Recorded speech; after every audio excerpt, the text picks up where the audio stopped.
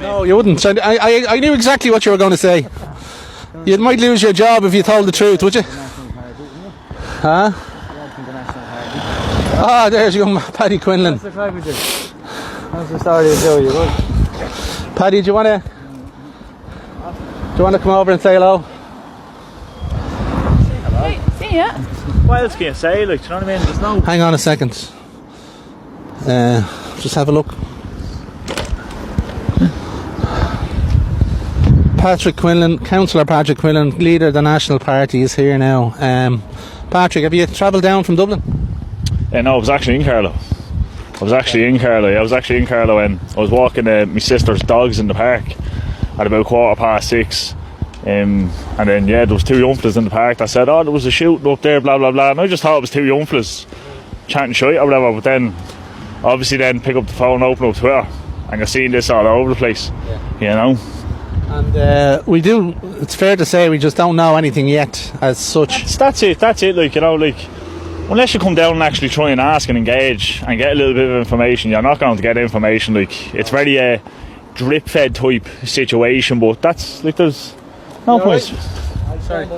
There's no, like, you know, like, there's obviously a lot of people speculating and stuff like that about what's after going on here. What's definitely after happening here is there's after been a shooting and there's a child injured. Do you know what I mean? And please God, the child's okay and anyone else that was injured is okay. Yeah.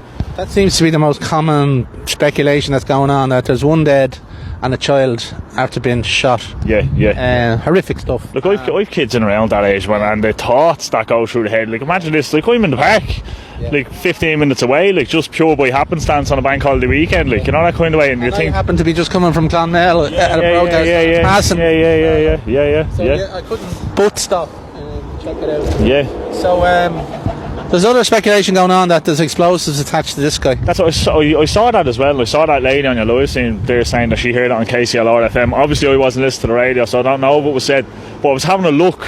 Like, I'm after walking the whole square of the shopping centre there on the outside, because they obviously have it closed off, perimeter everywhere, and like that, like, couldn't see what would appear to be a bomb squad or anything like that at all. So even looking for those little details as things are happening, like, that's what's going to confirm your suspicion. Now, if that's the case, that there is explosives attached to this individual, it doesn't sound like a mentally ill Irish person or a traveller issue, or there was a couple of traveller cars across the way. It would be beyond the remit of like gangland Ireland. Do you know what I mean? It'd definitely be like a step up, you know, that kind of way, and you just couldn't see. Do you know what I mean? That's the problem with this, like, and how fresh it is, how quick it is.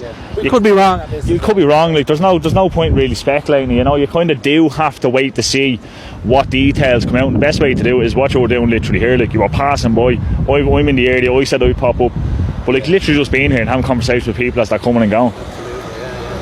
But it is, though, it's either way you measure it, and anyway, it's shocking what's out there happening here today. You know, that kind of way, it's shocking what's out there happening here today. And then I saw that video as well inside the barber shop, like, you know, people asking, like, how many fires or how many shots were fired. It sounded like a semi-automatic weapon in the video. Like, it sounded like me. And then and that's not a characteristic of this country. We, like, if there's weapons around, it's usually a shotgun, or, you know, it's not farm. Automatic weapons have been utilised before in the past, like, you know, that kind of way. Like, automatic weapons have been utilised in the past, like, in terms of like gangland violence and stuff like that. But this, like, it just kind of, it's like another step in lawless order. Like, and they constantly tell you Ireland's safe. You have stuff like this happening. Do you know what I mean? You have stuff like this happening, and the fact that it just seems to be accelerating. Things are just getting worse. There's more violence. We've never had a shopping mall shooting. We've had stabbings. No. I remember there was it wasn't a shooting, it was a Blanchetown shopping centre, but it was a similar situation. I was sitting on the motorway, sitting on the N3 heading back into Blanche, and ARU go flying past, and then all of a sudden then it's getting sent into the WhatsApp message, you're hearing it on the radio. There was a hoax of a shooting, like, you know, that kind of way, but actual something like this actually happening now, I think this would be a first in terms of like Irish or Ireland, like, you know. And you can't help but notice the diversity in the town. It's nearly as bad as it's nearly as bad as Top. Everywhere you go. Do you know, everywhere you go, it doesn't make a difference where you go in the country. I've had a few women there, Patrick, talking to me about how unsafe they feel now in the town. Yeah. Even when I'm down the park, they're walking the dogs or whatever with the kids, and like, there's just gangs of like Somalians floating around on the bikes, blaring the tunes, just making people feel uncomfortable. You can tell they're just making people feel uncomfortable, you know, that kind of way.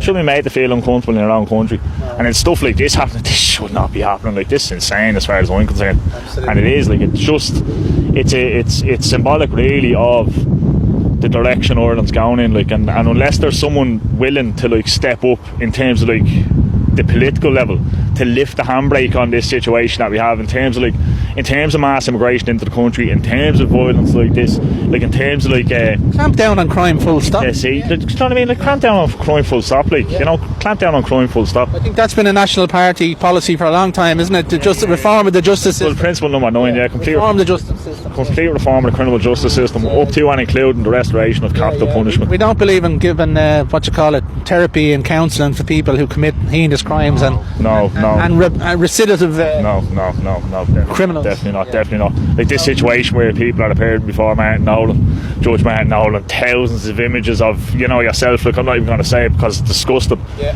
But like, and then just getting slaps on the wrist and walking out.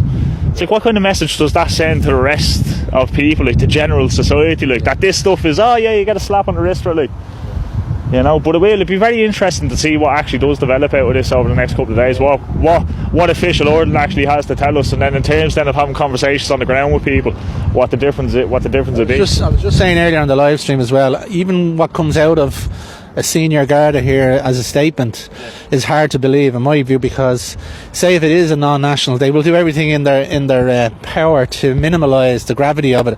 And then because an example of that assistant commissioner at that time, when he said there was no unvetted males coming into the country, they're quite able to blatantly lie to people's faces. It's not even like, see, to them it's not even a lie. It's just maintaining the facade. To them, it's just second nature at this stage. Like, do you know what I mean? It's a literal par for the course. It's a literal cognitive dissonance. Like, they have disassociated so much from reality that they will just keep telling the story until enough people believe it. And that's just what you get over and over again. It is. It's a strange coincidence we met like this. Yeah. And a You're in Tipperary and I'm wearing the Tipperary jumper. That's a GAA motion. The post. I won't hold that against you. I don't support the GAA. I don't anymore. Like, no, I love the game. But not the organisation. Absolutely loved hurling. Do you know what I mean? And then just couldn't be giving me money anymore to the organisation. You know. It's another big topic we have to cover as well. The GAA's treachery to their initial, foundation. Yeah. That they were founded as a kind of a rebel group to help Irish freedom. That's a fact, Phil. That's a fact. It wasn't even to help. It was to assert Irish cultural identity inside Ireland. That's what it was for. Like, that was the reason the GAA was set up in the first place, to have all these little sporadic organisations of young men, up the hills with the hurleys, playing hurling, of course, like, playing hurling, of course, like, Yeah. What I'm going to do, pleasure bumping into you, Phil, but what I'm going to do is I'm going to walk back around to the other side of the shopping centre and see if we can see anything else from that side. Yeah. Okay. It's nice. Patrick Quinlan, leader of the National Party. It's a coincidence we met here, but anyway, thanks for saying hello. I'll probably. There's not much more to say, folks. I'll finish it now, in a minute, but I don't think there's much more to say. 47,000 people here in the chat, folks. Yeah.